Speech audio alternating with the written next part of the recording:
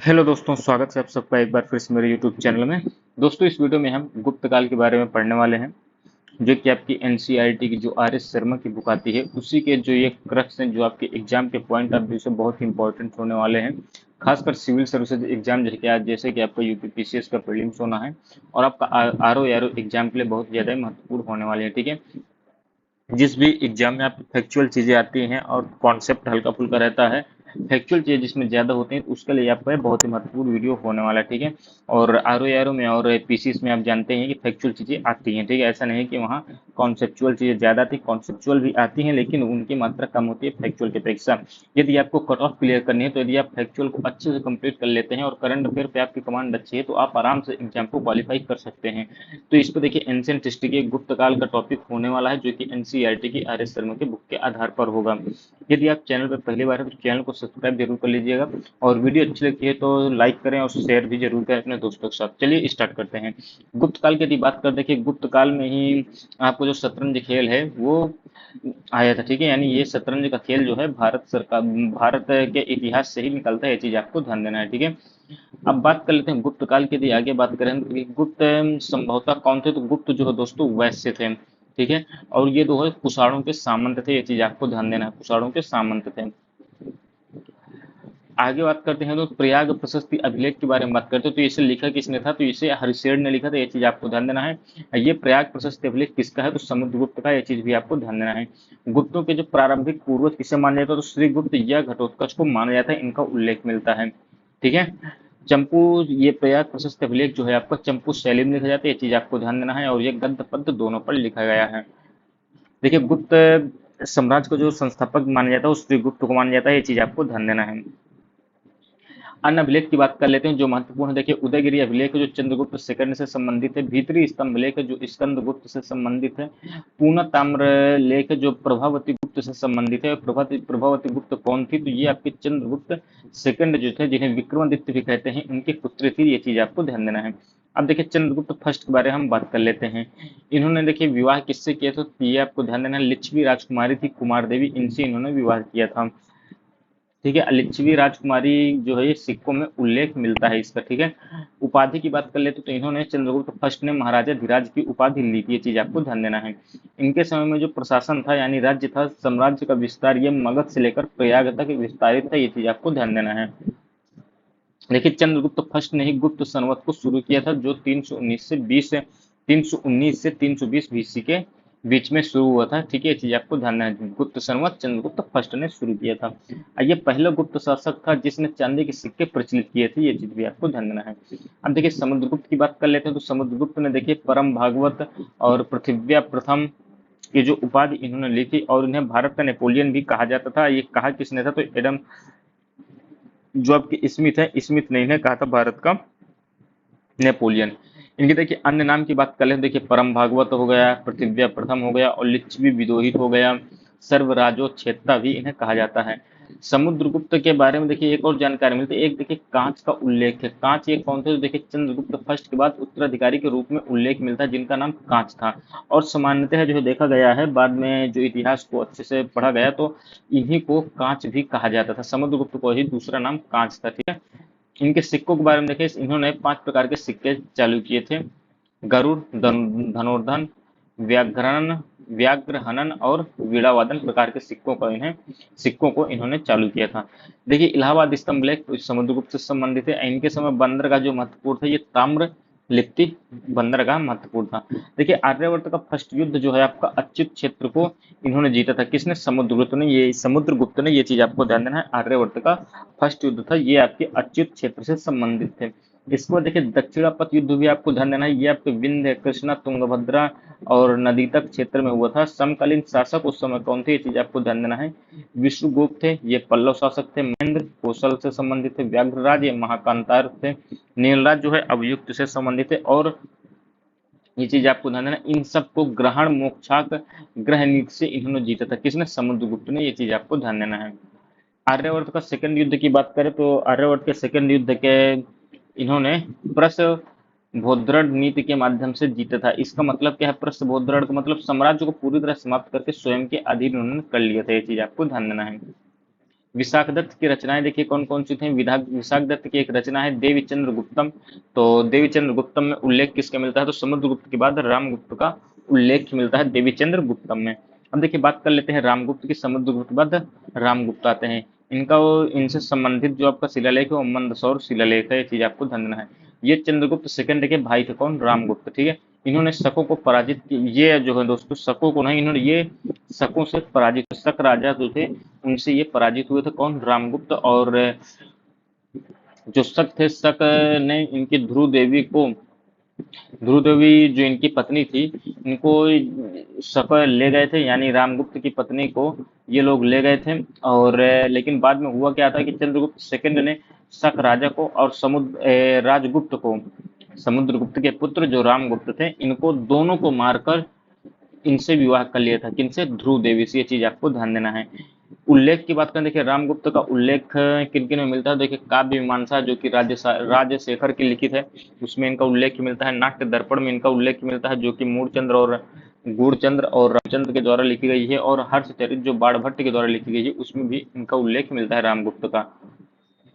कुमार संभवम जो आपकी कालिदास की रचना है, इसमें शिव पार्वती और कार्तिकेय की कथा मिलती है, चीज आपको ध्यान देना है। अब देखिए बात करते हैं चंद्रगुप्त सेकंड की, जो कि बहुत ही महत्वपूर्ण है आपके एग्जाम के पॉइंट ऑफ व्यू से। इनका शासनकाल 380 से 412 बीसी की मध्य था। चंद्रगुप्त सेकंड ने जो उपाधि ली थी, देखिए परम भागवत की उपाधि ली, विक्रमादित्य की उपाधि ली, सकार इंपॉर्टेंट, कई बार एग्जाम में पूछा जा चुका है, देवगुप्त की उपाधि ली थी। इनकी पत्नी का नाम देखिए ध्रुव देवी, जो आपकी कुमारगुप्त की पत्नी थी, उनसे इन्होंने बाद में शादी कर ली थी, कुमारगुप्त जो कि चंद्रगुप्त सेकंड के भाई थे। ध्रुवदेव से दूसरी शादी उन्होंने की थी कुबेरनाग से, जो कि नागवंश से संबंधित थी। और इन्हीं के गर्भ से कुबेरनाग के ही गर्भ से प्रभावती गुप्त का जन्म होता है, ये चीज भी आपको ध्यान देना है। रजत मुद्राएं इन्होंने जारी की थी, जो कि फर्स्ट शासक थे। रजत मुद्राएं जारी करने वाले कौन, चंद्रगुप्त सेकंड। इन्होंने शकों को पराजित कर दिया था, जिसके बाद इन्हें व्याघ्र हनन भी कहा जाता था। व्याघ्र हनन प्रकार के इन्होंने सिक्के जारी किए थे, क्षमा कीजिएगा, इन्होंने व्याघ्र हनन प्रकार के सिक्के जारी किए थे, शकों को पराजित करके, चीज आपको ध्यान देना है। मेहरौली स्तंभ लेख की बात कर लेते हैं, तो ये दिल्ली का स्तंभ लेख है। और मेहरौली स्तंभ लेख एक कुतुब मीनार के पास ही है दिल्ली में। ये खुले आसमान में है और इसमें जंग नहीं लगता है, ये चीज आपको ध्यान देना है, ठीक है। बताइए कितने सालों से, लेकिन आज तक इसमें जंग नहीं लगा है। मेहरौली स्तंभ लेख जो है, इसमें एक चंद बना है, और ये चंद जो है अलग अलग राजाओं से तुलना करता है, और सामान्यतः जो है इसमें देखा गया है कि चंद्रगुप्त सेकंड को ये सूचित करता है, ये चीज आपको ध्यान देना है।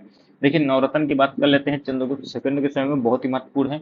नवरत्न में आपके कालिदास आते हैं। कालिदास ने 3 नाटक लिखे हैं, अभिज्ञान शकुंतलम, विक्रमोर्वशी और मालविका अग्निमित्रम। 2 महाकाव्य लिखे हैं, रघुवंशम और कुमार संभवम। 2 खंड काव्य लिखे हैं, मेघदूतम, ऋतु संहार। इसके बाद देखिए अमर सिंह है, जिन्होंने अमर कोश लिखा है, ठीक है। इसके बाद वराह मिहिर है, इन्होंने हृदय संहिता और पंच सिद्धांतिका लिखा है। इसके बाद वररुचि है, और इसके बाद धन्वंतरी हैं। इसके बाद छड़पक हैं जो आपके ज्योतिष थे। इसके बाद शंकु हैं, बेताल भट्ट हैं और घटकर्प हैं। कालक्रम की बात कर लेते हैं। यहाँ पर देखिए ये एक ऊपर कालक्रम, यानी जो आपके विदेशी आए थे, विदेशी यहाँ पर देखिए सबसे पहले मेगस्थनी जाते हैं चंद्रगुप्त फर्स्ट के समय में, पहायान आते हैं, और होइनसांग आपके हर्षवर्धन के समय में आते हैं, ठीक है। अब आगे हम बात कर लेते हैं, देखिए चंद्रगुप्त सेकंड के समय में ही आपका फाहयान आता है।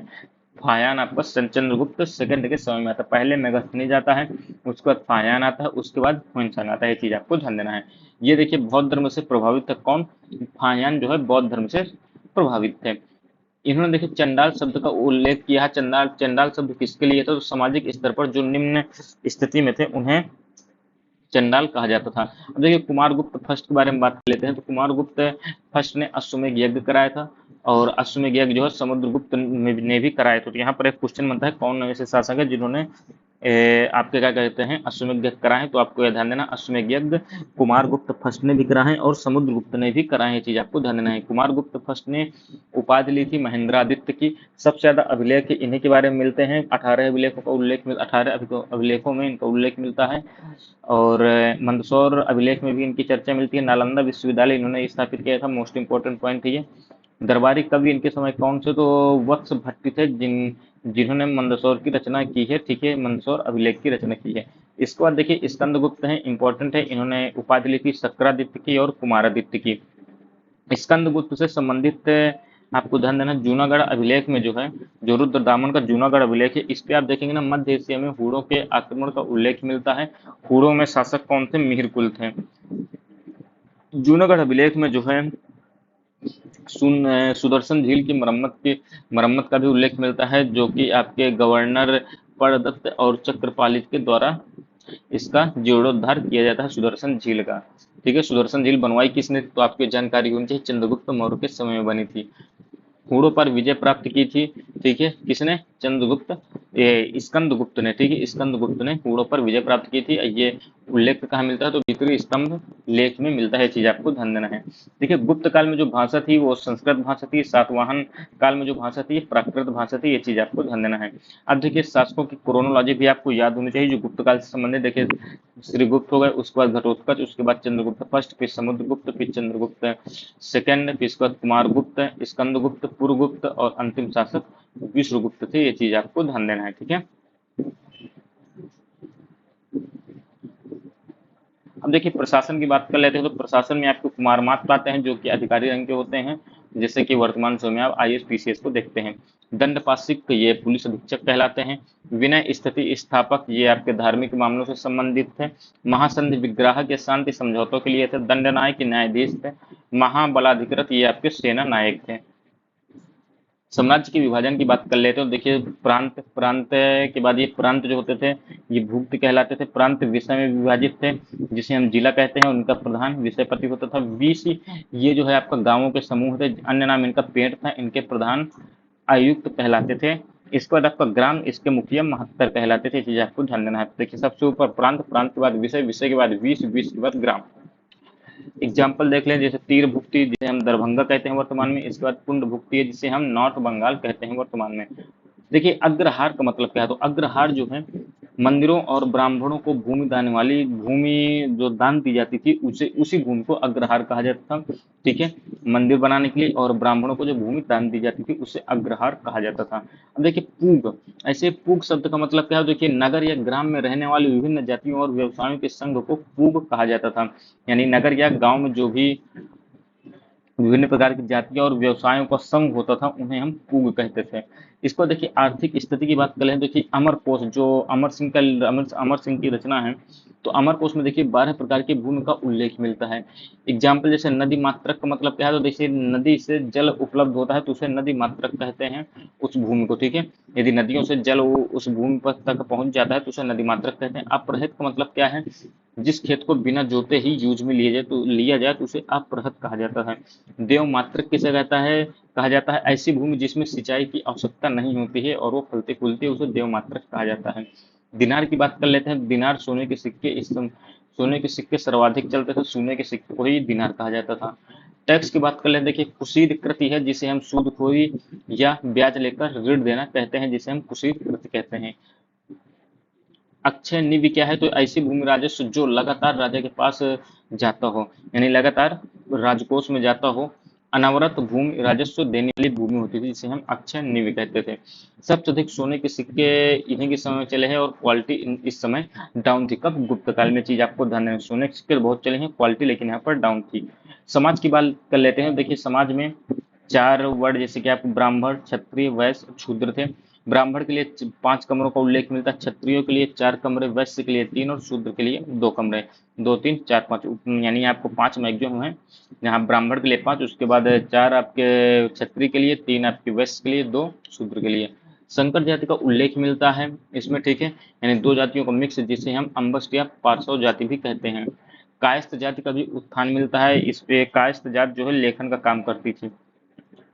अनुलोम या प्रतिलोम विवाह का चलन मिलता है। अनुलोम विवाह में क्या होता था कि लड़का जो होता था वो उच्च जाति का होता था, लड़की निम्न जाति की होती थी।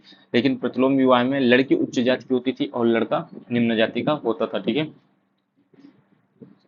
आगे बात करते हैं वैष्णव मत और शैव मत के बारे में। तो वैष्णव मत जो था, एक सेकेंड, वैष्णव मत और शैव मत के बाद बात कर लेते हो। देखिए, वैष्णव मत, जो वैष्णव मत से संबंधित होता था, इसका इनका राजकीय चिन्ह था गरुड़ इस समय। और शैव मत का जो यहाँ पर देखेंगे, शैव मत को भी मानते थे और शैव मत से संबंधित मयूर प्रकार के सिक्कों का भी इन्होंने प्रचलन में लाए थे। कौन? गुप्त समय में आपका वैष्णव मत भी था और शैव मत भी था। खड़ दर्शन इस समय स्थापित था। खड़ दर्शन देखिए, खड़ दर्शन में कौन कौन से दर्शन आते हैं तो आपको ध्यान देना, आगे भी इनके बारे में आप जानकारी आपको मिलेगी। खड़ दर्शन में आपको सांख्य आता है, सांख्य दर्शन, योग दर्शन, न्याय दर्शन, वैशेषिक दर्शन, मीमांसा हो गया और वेदांत हो गया। कला की बात कर लेते हैं तो कला में आप देखेंगे मंदिर, मंदिर आपके पंचायतन शैली में बने थे। ये पंचायतन शैली में होता क्या है तो बीच में गर्भगृह होता है जहाँ भगवान जी की मूर्ति होती है और चारों तरफ अन्य देवता जो स्थापित किए जाते हैं। मंदिर में जो है छत जो होती थी वो सपाट बनाई जाती थी, पथ प्रदर्शिका पथ भी होता था इसमें, पथ प्रदक्षिणा पथ, ठीक है। एग्जाम्पल जैसे भीतरगांव में ईंटों का मंदिर मिलता है, भीतरगांव ये आपका कहाँ है, कानपुर में है। देवगढ़ का जो दशावतार मंदिर है जो कि आपके ललितपुर पड़ता है यूपी में, ये विष्णु के अवतार माने जाते हैं, दशावतार। वराहदेव मूर्ति जो कि आपकी उदयगिरी एमपी में मिलती है। भूमरा का शिव मंदिर है जो कि आपके एमपी में है। तिगवा का विष्णु मंदिर है जो कि जबलपुर में है। बाघ गुफाएं जो है धार एमपी में पाई जाती हैं। बाघ गुफाएं आपके लौकिक जीवन को प्रदर्शित करती हैं। बाघ गुफाओं को जो पता लगाया था, किसने लगाया था, तो डेंजर फील्ड ने लगाया था पता, ये भी आपको जानकारी होनी चाहिए। अब देखिए साहित्य के बारे में देख लेते हैं। देखिए भारवी की रचना थी किरातार्जुनीय, किरात किरातार्जुनीय थी इनकी रचना थी, किसकी, भारवी की। ठीक है, इसमें जो है किरात के भेष में शिव और अर्जुन के मध्य युद्ध होता है, ये चीज आपको ध्यान देना है। विशाख दत्त की रचना थी देवी चंद्र गुप्तम मुद्रा राक्षस। शूद्रक की रचना थी मृच्छकटिकम, जिसमें हम शासन व्यवस्था और नगर जीवन को देखते हैं। आयरन अभिलेख जो है ये भानुगुप्त की रचित है और इसमें यशोमती के सती होने का प्रमाण मिलता है। सती प्रथा का सबसे पहले प्रमाण इसी से मिलता है, किससे, आयरन अभिलेख से, ये चीज आपको ध्यान देना है। संखी लिपि की बात करते हैं, संखी लिपि में सर्पिलाकार अक्षर बनाए जाते थे। इसका उल्लेख जो है एटा और मुंडेश्वरी मंदिर जो आपके बिहार में है यहाँ से मिलता है। ब्राह्मी लिपि के तहत होता था और इसमें महेंद्रादित्य का उल्लेख मिलता है जिसे हम कुमारगुप्त फर्स्ट भी कहते हैं। यहाँ पर देखिए त्रिदेव के परिकल्पना यहाँ पर प्रारंभ हो गई थी, जैसे ब्रह्मा विष्णु महेश गुप्त काल में ही इनके जानकारी मिलती है। आर्यभट्ट की रचना थी आपकी शून्य सिद्धांत या फिर सूर्य सिद्धांतिका जिसे कहते हैं। आर्यभट्ट ने ही बताया था कि पृथ्वी धुरी पर परिभ्रमण करती है, ऐसी जानकारी उन्होंने दी थी और आर्यभट्ट ने ही आपकी दशमलव प्रणाली को बताया था। वराह मिहिर की पुस्तकें बात कर लेते हैं तो यहाँ पर पंच सिद्धांतिका, बृहद संहिता और बृहद जातक इन्हीं की पुस्तक थी। ब्रह्मगुप्त की ब्रह्म सिद्धांत थी। शल्य चिकित्सा शास्त्र सुश्रुत और बाणभट्ट थे, ये चीज आपको ध्यान देना है। बागभट्ट की रचना थी अष्टांग हृदय जो कि आयुर्वेद से संबंधित थी। विष्णुगुप्त की पंचतंत्र आपको पता ही होगी। अन्य तथ्य देख लेते हैं तो कायस्थ का सर्वप्रथम विवरण कहाँ मिलता है तो ये याज्ञवल्क्य स्मृति में मिलता है, चीज आपको ध्यान देना है। इस पर देखिए याज्ञवल्क्य स्मृति में महिलाओं को संपत्ति के अधिकार की बात कही गई है। मेघदूतम में जो है आपके देवी दासी देवदासी प्रथा का प्रचलन मिलता है। अभिज्ञान शकुंतलम में अवगुंठन शब्द का उल्लेख मिलता है। अवगुंठन का मतलब है पर्दा प्रथा, ठीक है। जूनागढ़ अभिलेख देखिए, जूनागढ़ अभिलेख की बात कर लेते हैं तो बेगार प्रथा का संकेत मिलता है इसमें। बेगार प्रथा की बात कर लेते हैं तो देखिए इसमें कामसूत्र में भी इसका बेगार प्रथा का उल्लेख मिलता है। इस पर देखिए विष्टि, विष्टि का मतलब क्या था कि समकालीन अभिलेख में इसे विष्टि कहा गया था, ये चीज आपको ध्यान देना है बेगार प्रथा को ही। व्यापारिक केंद्र गुप्त काल के समय में क्या था तो उज्जैन था। रुपये का ये चांदी के सिक्के कहलाते थे। अजंता की गुफाएं देखिए महाराष्ट्र में स्थित है, इसमें बौद्ध धर्म की महायान शाखा से संबंधित थे।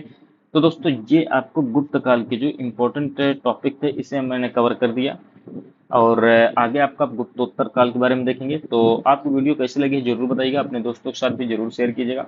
बाकी आपको यदि कोई कंफ्यूजन लगती है, यदि आपको कोई सुझाव देना तो आप कमेंट बॉक्स में दे सकते हैं और चैनल को सब्सक्राइब करना ना भूलिए। जल्दी से जल्दी 1000 सब्सक्राइबर कर ले ताकि मुझे और भी ज़्यादा मोटिवेशन मिले अच्छे से काम करने का।